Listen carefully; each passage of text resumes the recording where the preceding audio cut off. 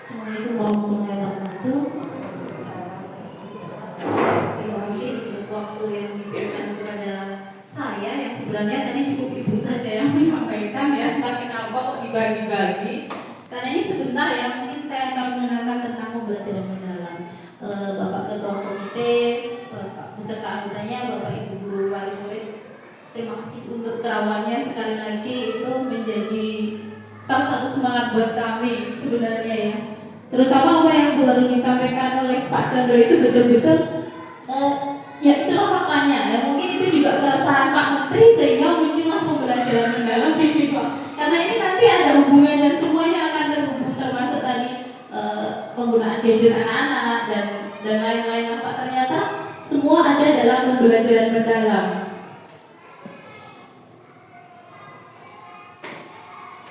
Sedikit saya sampaikan di awal bahwa pembelajaran mendalam ini bukan kurikulum ya, tapi pendekatan yang memuliakan.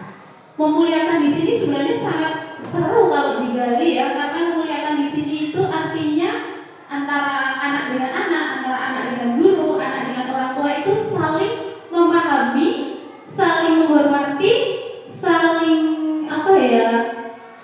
menghargai potensi, saling menyayangi seperti itu ya. Jadi tidak hanya antara guru dengan murid, tapi murid juga harus memahami gurunya. Antara guru dengan murid itu harus memahami potensi yang dimiliki oleh anak-anak ya. Karena setiap anak itu tidak ada yang bodoh ya, tapi memang potensinya itu tidak sama begitu ya. Ada anak yang mungkin lebih suka belajar matematika, tapi tidak suka dengan pelajaran yang lain. Bukan berarti yang tidak suka matematika terus tidak harus belajar matematika. Mereka tetap akan belajar matematika, tapi keruwetannya itu diurai biar menjadi sesuatu yang menyenangkan. Meskipun mungkin nanti kecepatan daya tangkap anak-anak itu tidak akan sama, tapi guru tetap menghargai anak. Oh, ada yang cepat, ada yang lambat, dan orang tua juga mendukung dari rumah, menerima anak apa adanya. Seperti itu ya. Karena setiap anak itu pasti punya bakatnya masing-masing. Itu yang menurut saya sangat amat mengharukan sih ya. Karena kamu kok bodoh gak bisa matematika, gak bisa menulis cerita nih. Karena anak mungkin kadang aku gak suka menulis, tapi lebih suka bercerita kan seperti itu. Di sini kita harus menghargai potensi setiap anak. Alhamdulillah murid saya cuma 8, jadi memahaminya cuma 8 anak. Jadi pembelajaran mendalam ini adalah metode pembelajaran yang dapat membuat anak lebih paham ilmu yang mereka pelajari dan dapat mengamalkannya dalam kehidupan sehari-hari. Seperti itu tujuannya. Bedanya apa dengan pembelajaran konvensional atau yang bukan mendalam? Kalau konvensional itu dulu kan pembelajaran hanya satu arah, ya, di mana guru menyampaikan, anak hanya mendengar atau mungkin mencatat, kemudian ada soal dikerjakan, atau mungkin agak contoh nyatanya misalnya ketika mengajar matematika, guru akan menulis L besar sama dengan P besar kali L kecil seperti itu, terus dikasih.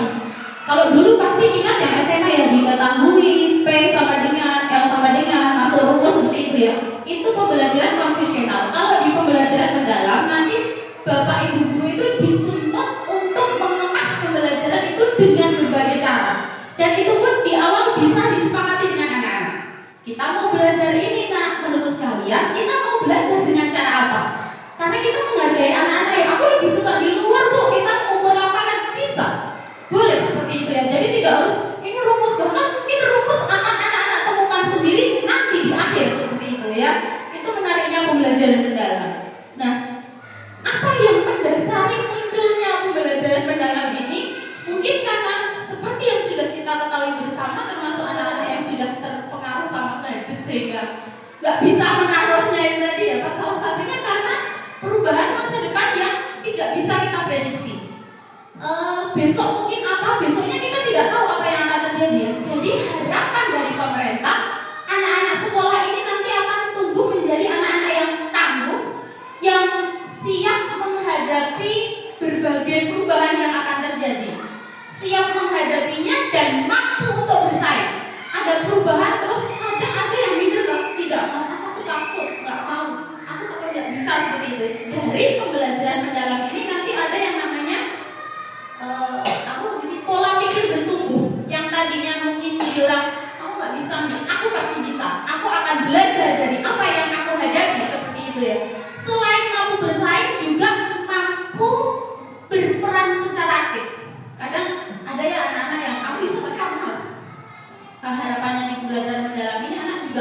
mampu bersaing, tapi juga mau berkontribusi aktif, mau berperan aktif dalam apapun yang akan mereka hadapi nanti ke depan.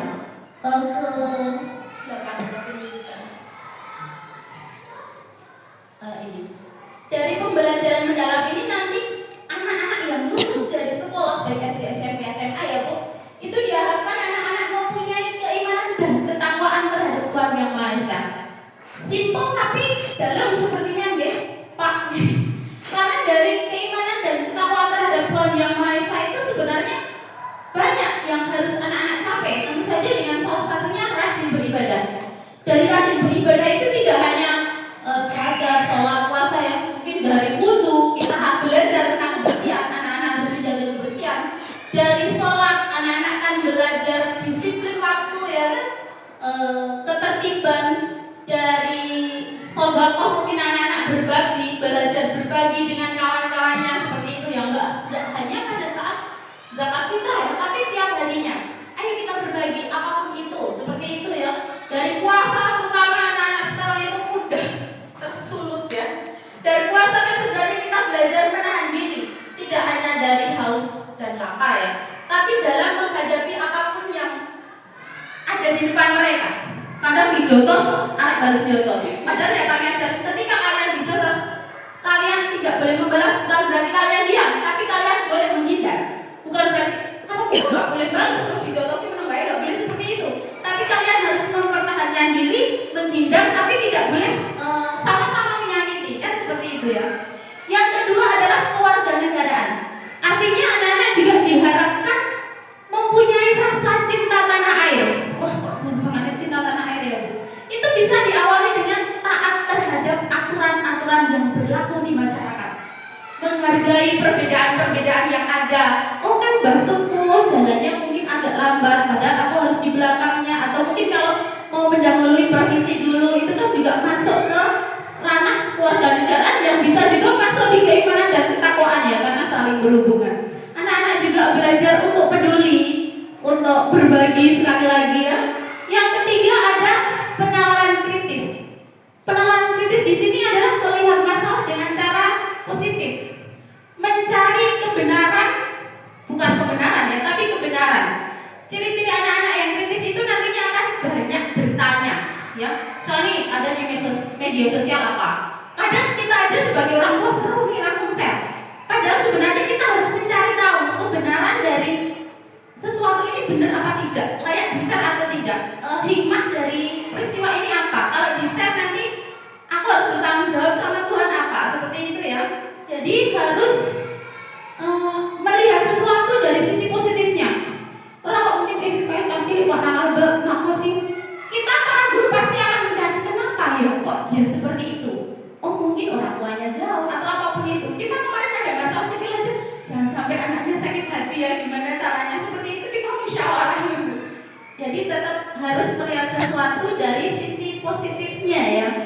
Kemudian ada kreativitas. Kreativitas kan umumnya, oh ini ya karena harus nyari sesuatu, tapi sebenarnya tidak sedangkal itu ya. Kreatif di sini juga bisa berarti anak-anak itu nantinya bisa memecahkan masalah dengan cara yang unik, tapi juga bermanfaat, bisa dipertanggungjawabkannya. Jadi kreatif dalam membuat sesuatu juga bagus, tapi dalam menyikapi sesuatu itu juga penting. Yang selanjutnya adalah berkolaborasi. Jelas ya, harapannya ke depan anak-anak itu bisa bekerja sama, berperan aktif. Kalau di sekolah mungkin kita adakan dengan diskusi kelompok biar mereka belajar menghargai temannya, belajar menghargai temannya yang sedang mengungkapkan pendapat di kehidupan nyata. Harapannya juga seperti itu. Jadi ketika anak-anak berbicara dengan orang tua mungkin lebih dengarkan dulu apa yang beliau katakan, disampaikan dengan cara pelan seperti itu. Yang selanjutnya mandiri, jelas sekali di sini sehingga anak-anak akan tumbuh menjadi anak-anak yang tidak bergantung pada orang lain. Kalau kelas 1 mungkin kalau di rumah masih disuapin, kalau di sekolah kita akan belajar ayo makan sendiri, pakai baju sendiri. Kadang ada pelajaran TK memasak kancingnya seperti itu ya kemandirian. Karena di PAUD pun ada pembelajaran mendalam. Yang selanjutnya ada kesehatan. Kesehatan di sini masuknya kesehatan jiwa dan raga ya, enggak hanya jiwa dan raga. Ada Bu